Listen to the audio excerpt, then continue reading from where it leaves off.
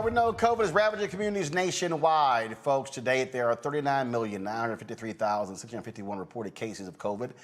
656,482 people have died as a result of COVID-19. Patients are filling hospitals, overwhelming ICUs. 98% of those who are in ICUs are unvaccinated. Folks, ICU beds are near capacity in 5 southern states: Alabama, Georgia, Texas, Florida, as well as Arkansas. With 10% of available ICU space and staff shortages, a dangerous time for those needing any medical treatment unrelated to the virus is here. Now, according to the CDC, those who are unvaccinated, as I said, require hospitalization at 16 times the rate of the vaccinated. And one of the issues that COVID-19 has also impacted, erectile dysfunction. There are a number of post-COVID conditions, including frequent headaches, continuing coughing, difficulty breathing, shortness of breath, and that's it, erectile dysfunction. A recent study found that COVID increases the risk of developing erectile dysfunction by nearly 6 times in young men in real-life setting. The flip side is if you already have ED, you're more likely to contract the virus. Joining me now is primary care and HIV physician, Dr.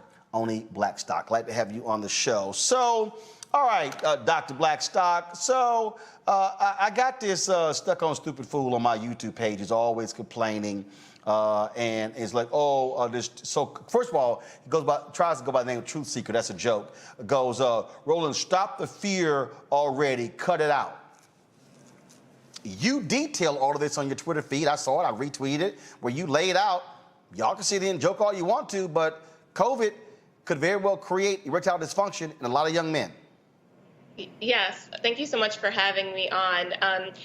We're getting more and more data as this pandemic continues on around sort of the many different ways in which COVID affects the body, including long-term. We know that it affects the lungs, the heart, the brain, and increasingly we're getting more data to suggest it also has an impact on erectile function, which isn't surprising. The erectile tissue has tons of blood vessels, and we know that its impact on the lungs and the heart and brain are related to blood vessels and the inflammation that the virus causes. So the fact that we're getting more data on it potentially causing erectile dysfunction isn't too surprising. Okay, so again, walk folks through this who they love to doubt stuff. I doubt this, I doubt that. All right, you're gonna doubt and you're gonna be limp. Right. So, the virus causes a lot of inflammation in the body. And one thing that it does is it actually causes the lining of the blood vessels to become inflamed, which then causes clotting or clots to happen. And so I know some of your viewership have probably heard of folks who've gotten pulmonary embolism, so clots to the lungs, clots in their legs, affecting their heart, strokes related to COVID-19. And it's similar, again, with the penile tissue, which has a very heavy and intense blood supply. It's very vascularized, we say, that it's not surprising that the inflammation that this virus causes would also affect that area of the body. And so we hope that as we get more information about how this virus affects the body, including long-term, that we'll get more and more folks who have not been on board, for instance, with vaccinations, that this will increase the likelihood that they'll want to get vaccinated, because many times it's about not what's the matter with someone, but what matters to them. And so we know that for many men, they care about their erectile function. And so hopefully some of this information can get folks more interested in getting the vaccine if they haven't been vaccinated already. But Doc, you have all these folks who are like, follow the research. Again, you laid it all out. This is not like some far off, study that was done with a very small sample size. So explain the science behind what you're talking about for the stuck on stupid folks who love to question everything, but they'll run around and they'll sit there, inject themselves with steroids, or they'll take an Advil in a heartbeat. Right. So there were two studies in particular. There's one that was conducted by professors at the University of Miami. That was a small study. They looked at about two individuals who actually had recovered from COVID-19 infection and had ended up with severe erectile dysfunction after their COVID infections. These men were 7 to 9 months out from having their COVID infection, and they were actually coming in to get penile implants because their erectile dysfunction was so severe. And as part of their surgeries, there were biopsies that were done. And in the biopsies, this is 7 to 9 months out after infection, in the biopsies that were done as part of their penile implant surgeries, the pathologists and doctors found that they had viral particles, so parts of the virus that were present in their penile tissue, so suggesting that the virus can persist in ways, and so in the inflammation and the clotting issues that it can cause can also continue on. There was a larger study that was done in Italy surveying about 100 men, younger men, 25 of whom had COVID, 75 who didn't, and they were basically matched across many different characteristics, including age and weight and other chronic medical conditions. And they found that those who had COVID-19 were several times more likely to have erectile dysfunction compared to those who did not have COVID-19. And so I'm sure we're going to get more and more information, more studies being done to give us a clearer picture on this potential link and association between the infection and erectile dysfunction. And as you said as well, this study as well, the Italian study, found that among those with erectile dysfunction, they seem to actually potentially possibly be at increased risk for COVID-19 or worse outcomes from COVID-19. So there's definitely a connection there. All right, so you've got somebody who's watching and they're saying, okay, taking the vaccine is not going to help me at all, because what if I take the vaccine, I still get COVID, will I still get erectile dysfunction? So the thing is, we know just from all of the accumulating data that we have about the vaccine, there is no indication that there is an association with the vaccine in terms of affecting male sexual function. However, we do know, and we do have accumulating data suggest that if you do get infected, that could impact your erectile function. And so I think people need to look at, what is the data that we have for the vaccine and potential side effects. And we know that people, and as you mentioned, that people who are unvaccinated are at 16 times higher risk of being hospitalized and having a number of other complications such as long COVID, which obviously is impacting younger people as well, and people who don't have other health conditions. So all this data that we have, I think the abundance of data really supports folks getting the vaccine in terms of staying safe and avoiding many of these complications associated with COVID-19 infection. Well, Dr. Blackstock, we certainly appreciate it. Hopefully those who are watching are paying attention. Again, what our goal is very simple. We're going to bring on actual Black doctors, Black scientists, Black experts to break this thing down. I don't have these conspiracy theory people on here. People keep saying, why don't you have so-and-so? No, I don't have ridiculous people. And so if somebody wants to sit here and contest the information, that's fine. They can go right ahead. But go ahead and take your chances and then see what happens when you can't perform. I agree. Thanks so much for having me on. Thanks a lot. I want to go to my panel here. Cleo, I want to start with you. Look, it amazes when you try to kick out information, and first they all, it's the white doctors. Then they come back, but the Black doctors tied to Big Pharma. And I'm sitting there going, all right, well, who you going to believe? Then again, when the folk get sick, who they run to? The same doctors.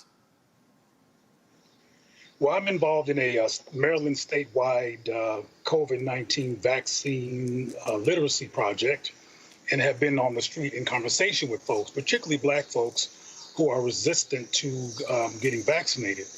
And maybe this erectile dysfunction claim might be a motivator. However, when I spoke to one young man about it today, he said, well, I'll take Viagra. So he already had a way to talk himself around the possibility of getting ED. But I think wait. Hold on. Help me out. So he's unvaccinated. That's what he said. No, hold on. He says unvaccinated. He was. But he take Viagra. But he don't know what the hell's in that Viagra. No, he doesn't know what's in Viagra, but he does know that he gets a particular outcome that he wants if he takes Viagra. And in case COVID-19 might interrupt that outcome, he has a cure for it without being vaccinated. But the point I want to close with is that if people are really going to be getting ED resulting from COVID, you might want to do a custom-made campaign that proves this in undeniable terms that people can see, because that is a very interesting take on why people should be concerned, because folks don't want their stuff flopping. So I have a follow-up question with you in regards to that. So when you were having the conversation with this individual and he said, okay, I'll take Viagra because it'll give me the result I want, despite not knowing what isn't Viagra other than it's FDA approved, which now Pfizer is FDA approved as well.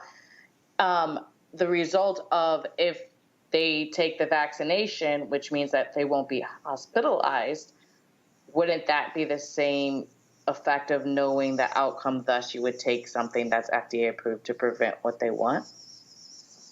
Well, one of the problems I think that occurs when people try to communicate with people who are disoriented or who have apprehensions, that people keep using logic. And people who... Okay, go ahead, I'm sorry. You laughing at Roland. And you have to get beyond logic and understand people's narrative and address their narrative. He knows how to get an erection, regardless of any kind of stressors or challenges to that agenda. So he said that I ain't taking that shot, and if something does occur that interrupts my erection, I already know what to do about that, because I do it anyway. So you're talking about the FDA approval and all those logical things.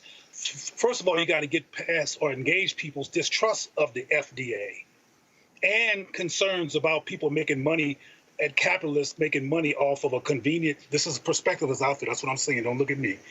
People making money off a convenient virus to quote somebody. But isn't he buying the Viagra? Yeah, but see, another thing that's important, and I'm going to leave this alone, is that people respond to what they see and what's inside of popular culture. That's why I said that this ED issue becomes part of a popular culture narrative, people might attend to it. Popular culture, including rap music, talks about Viagra.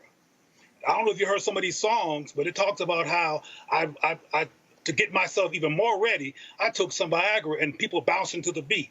Nobody's having no bouncy to the beat songs about vaccinations. And people are going by what they fear, what causes them anxiety, and when the smoke clears, what they see in popular culture and what their peers are concerned about. They're not breaking things down to the level that your sister just broke down in terms of the FDA. Because like I said, he knows how to get what he wants out of a particular product. He doesn't see the value of that compared to the vaccine, because he claimed that he knew some people who were vaccinated who died. Did nobody die from Viagra from his perspective? Mustafa, again, what people are realizing, these long haulers are experiencing this, they are realizing you play with COVID, even if you don't die, and more than 650,000 have died, you are playing games with long-term health effects that are not good at all. You're playing Russian roulette with your health, playing Russian roulette with your life. And we also got to call out the fact that we got a number of our folks who don't love themselves. You know, they've been taught not to. There have been all these different types of dynamics that have gone on that lead people to that space. So there's work that we have to do there. We also got to continue to educate folks. So we know that there are studies that have shown that COVID scars the lungs, that COVID impacts the heart. Those two things also play a role in the issue that we're talking about right now. So we may also find out, as we garner more information about the long-term impacts from COVID, that there also could be scarring that's happening inside of our genitalia, which therefore could also make us not able to have children. So all these things we have to take into consideration. And Doc is right that you got to meet people where they are. So that's the reason that we've got to make sure that we have information and education that resonates with folks, that comes from folks who looks like them and who comes from their sets of experiences. But you also got to eventually wake up, because, you know, we've seen far too many of our people die, and we've seen far too many of our people be impacted. So, and we just got to do better. Absolutely. All right, folks. Again, y'all can sit in. This how you gonna look. Keep playing. Keep playing around. You need a thicker one than that if you want to talk to black folks, my brother. You need to be a little bit thicker than that. Well, excuse me. I ain't got an extra cable around here, but I'm just saying that's how y'all gonna roll. Folks, back to our Roland Martin Unfiltered video in just one moment.